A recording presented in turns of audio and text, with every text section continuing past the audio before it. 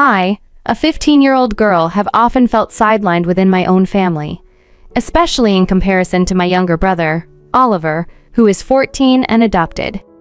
Oliver was brought into our family about 9 years ago, and strangely, he appears to blend in more seamlessly than I do.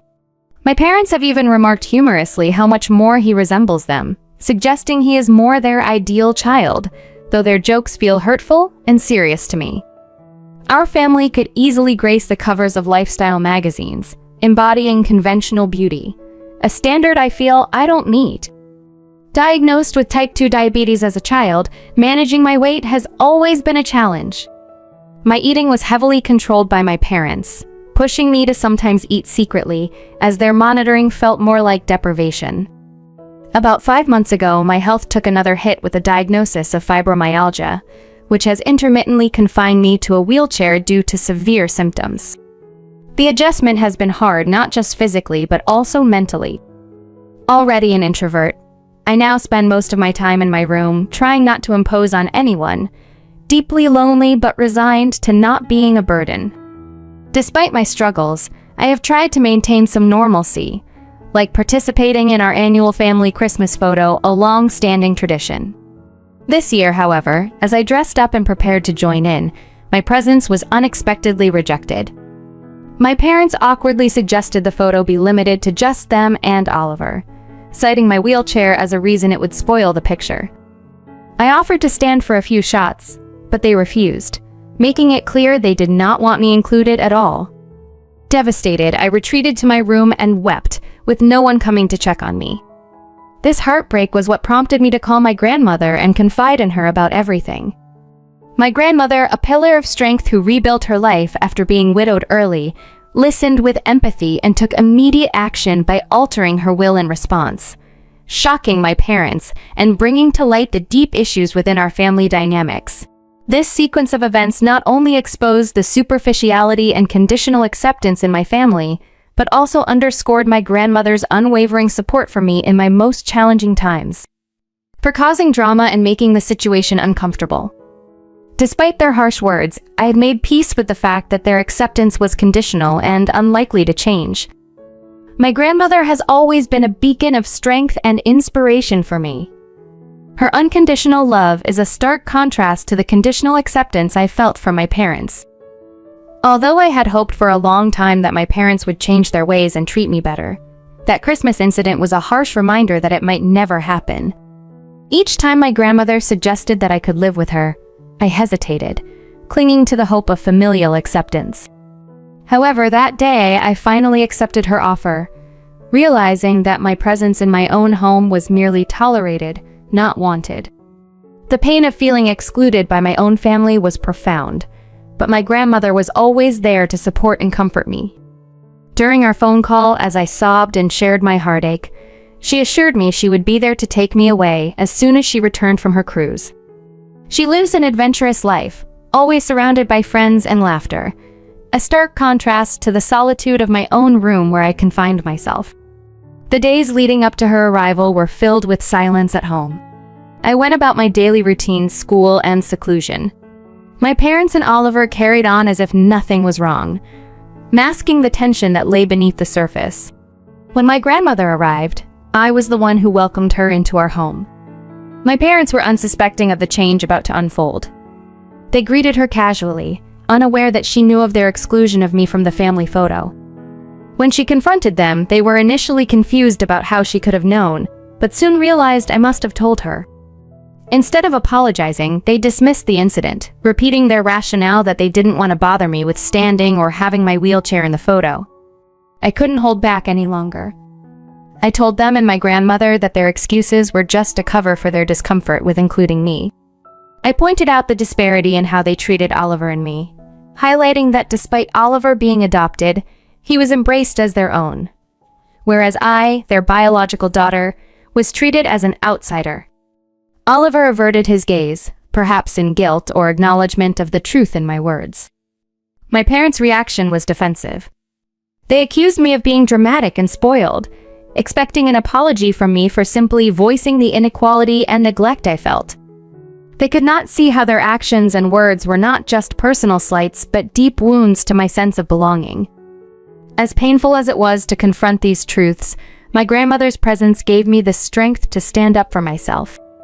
Her unwavering support made me realize that I deserved to be in an environment where I was valued and loved unconditionally.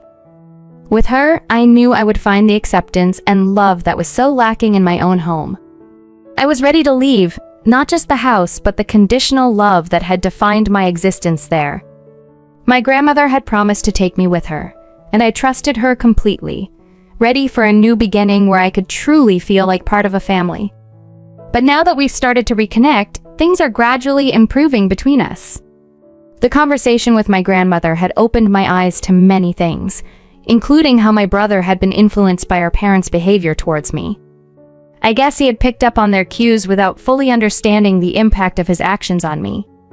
But his willingness to acknowledge his mistakes and reach out to mend our relationship meant a lot to me.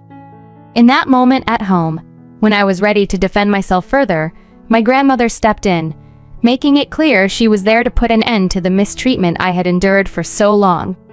My parents appeared bewildered when she announced she was taking me to live with her.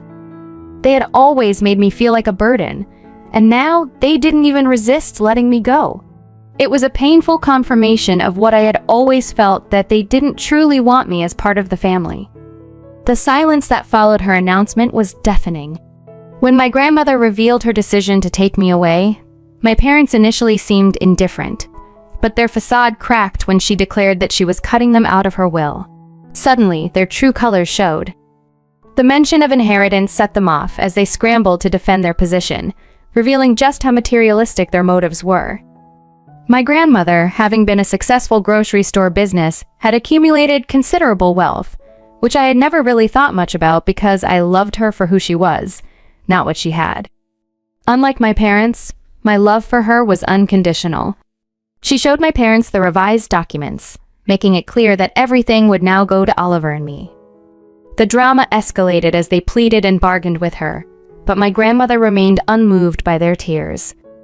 She instructed me to pack my belongings and prepare to leave with her immediately. I had been ready for this moment, knowing deep down that living with her would be a much healthier environment for me. As I gathered my things, my parents continued their futile pleas. But Oliver was the only one who truly seemed to care about saying goodbye. Driving away from that house was a liberating yet bittersweet moment. I was leaving behind a lot of painful memories, but I was also moving towards a new chapter of my life, one filled with genuine love and support from my grandmother. Living with her has brought so much peace to my life. Being closer to school allows me more sleep and less stress in the mornings, and every day feels like a step toward healing. Oliver's message soon after I left was a significant gesture. He apologized for his past behavior and expressed his gratitude for our family, acknowledging how much better his life was because of our parents' decision to adopt him and my consistent treatment of him as a true brother. He was eager to start anew and repair our bond, which we began to do by spending time together at school. These changes were not easy, but they were necessary. The truth had been painful, but it also set me free. Now, with my grandmother's support and a rekindling relationship with Oliver, I was finally starting to feel like I belonged to a family that truly cared about me. Living with my parents and me, and despite the complicated nature of our family dynamics, he's always been treated as a full member of the family, especially by our parents. Recently, during one of our casual hangouts, Oliver mentioned something that's been weighing heavily on me. We were just chatting, and I couldn't help but ask about what was happening back at the house. He shared that tensions were high between our parents. Apparently, they've been caught up in a blame game ever since I moved out. My mom accused my dad of being the reason I felt pushed away for so long, particularly pointing to his suggestion to exclude me from the family Christmas photo. On the other hand, my dad argued that my mom had always overreacted to challenges, making it seem like having me as a child was the most difficult task she had ever faced. Oliver casually mentioned that he was worried they might end up getting divorced given the current state of their relationship. This comment, though made in passing, stuck with me and has left me feeling uneasy ever since. It's irrational, but part of me can't shake the feeling that if they do get divorced, somehow it would be my fault. Maybe I overreacted by feeling hurt over the photo incident, and perhaps they never intended to make me feel like a burden. These thoughts have been difficult to dismiss, and I find myself in a loop of self-blame and regret, even though I know deep down that their marital issues are not my responsibility. It's hard not to feel like a doormat for even thinking this way, but it's what's been on my mind and I can't seem to push it away. That's why I'm turning to this community for some objective reassurance. To provide some context for those who might be curious, my grandmother recently revised her will to leave everything to Oliver and me, primarily because of how our parents mishandled things with me. Oliver hadn't been part of the negative behaviors, and at his young age, my grandmother and I both feel he deserves a chance to rectify any past mistakes. It wouldn't be fair to push him away because of our parents' actions. If we did, we'd be no different from them. People have also asked about Oliver's background. His biological mother was just 17 when she had him and had to leave college due to her pregnancy and struggles with substance abuse.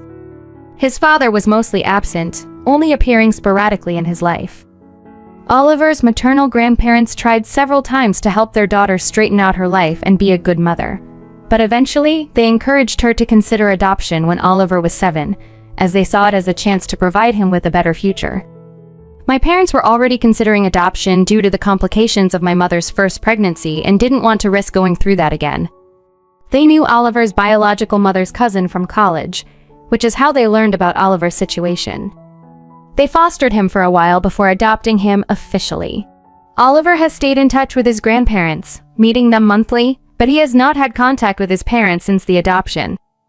His mother finds it too painful to see him, and his father has completely disappeared from his life. Navigating these complex family relationships has been challenging, but opening up about these issues here helps me process my feelings and hopefully gain some clarity and support from others who might have similar experiences. A lot, and their sudden apology, although needed, felt insincere and more about them wanting to mend their image before I left for college. It seemed like an attempt to smooth things over superficially without addressing the real issues that caused the rift in the first place. In the past, I've made some comments in frustration about Oliver being adopted during a heated argument, which I regret. I've since apologized to him because he means the world to me, and I never intended to make him feel like he was any less a part of our family. I've always seen Oliver as my brother, not just because we were raised together, but because I genuinely care for him. Despite the rocky phases we've experienced, I'm committed to maintaining a strong relationship with him. We've been through a lot due to our parents' behavior, and I refuse to let that drive a wedge between us anymore. I even offered Oliver the option to come and live with me and our grandmother if things at home become unbearable. The idea isn't to pull him away from our parents, but to provide him with a safe and peaceful alternative if he needs it. In my recent updates, I've been overwhelmed by the support from this community. It's been reassuring to hear from others who've been in similar situations, and it's helped me feel less isolated. After discussing with my grandmother my fears of being responsible for my parents' marital issues, she firmly reminded me that I wasn't to blame. She pointed out that my parents had been directing their frustrations at each other because they no longer had me to focus on. This shift in their dynamics wasn't caused by me standing up for myself, but by their inability to handle their own problems constructively. If they end up divorcing, it would indeed be sad. But it is not my burden to bear. Oliver and I have discussed this too, and he reassured me that he didn't intend to make me feel guilty about their problems. He was just answering my question. Recently, my parents visited unexpectedly to discuss our strained relationship. They took time off work to talk, but it wasn't a great day for me, and I wasn't in the right headspace to engage. They expressed a desire to spend time with me before I head off to college and attempted an apology, which they framed in a way that suggested they were sorry I felt offended, rather than acknowledging their actions were inherently hurtful. This phrasing didn't sit well with me. It felt like they were dodging the core issue. My reaction was to suggest they put their thoughts in an email or return another time when I was more prepared to talk. I needed space to process, and rushing a conversation wasn't going to resolve anything substantial. This might seem like I was avoiding the issue, but it was necessary for me to manage the situation on my terms, especially considering the emotional toll their previous behavior had on me. Oliver understands my stance and supports my decision to handle things this way. We've promised each other to not let family disputes influence our bond. Whatever the outcome with our parents, our commitment is to remain supportive of each other, ensuring that the challenges we face don't erode the trust and love we've rebuilt. This approach is about maintaining our well-being and ensuring that, regardless of what happens in our family, our relationship remains intact and strong. After a series of challenging interactions, it's become clear that my parents' approach to our issues isn't just about understanding me or correcting past mistakes. During a recent attempt at conversation, I tried explaining that my upset feelings were due to their offensive actions. However, rather than acknowledging this and working to make amends, they shifted the focus, claiming my distance was to blame for their ignorance of my struggles. This just confirmed my suspicion that they were incapable of genuine apologies and were more interested in manipulating the situation to make me feel responsible. Feeling increasingly frustrated and realizing that this cycle of blame and guilt was going nowhere, I asked them to leave. They resisted, insisting we needed to have a full discussion, as if a mere conversation could mend the deep-rooted issues between us. They seemed to think that because of what they had provided for me, which were essentially basic parental responsibilities, they deserved this dialogue. I couldn't engage further without becoming more upset, so I decided to retreat to my room. At that point, my dad escalated the situation by demanding I stay and talk. Thankfully, my grandmother was there to intervene. She firmly told my dad that raising his voice wasn't acceptable in her home, especially after the way they had treated me. She made it clear that if I chose not to engage, they had to respect that decision and leave. This incident was an eye-opener for both me and them. It underscored that their main concern was how this familial discord might look to others rather than the actual well-being of their children. They were worried about appearances, fearing what people might think if they knew I had moved in with my grandmother. I was beyond caring about their concerns for reputation. I was focused on my own future and healing. After they left, my grandmother and I discussed whether I wanted to see them again soon. For now, my answer was a resounding no. She supported my decision, assuring me that she wouldn't allow them to just drop by uninvited next time. I also talked to Oliver about their visit. He was surprised by their actions and expressed that the mood at home was gloomy since their return. While I felt for him, I knew I needed to maintain this distance for my own mental health. That I'll be leaving for college in a week. I got into my first choice school, and my grandmother has arranged everything for my move. She'll even stay with me for the first couple of weeks to help me settle into my new apartment. It's a big step, living on my own, but I'm ready and looking forward to what the future holds. My mental health has significantly improved without the constant stress from my parents. Oliver and I plan to keep in close contact through FaceTime, aiming to chat at least once a week. Although I'm sad to leave my current life and the security of my grandmother's home, I'm genuinely excited about starting this new chapter.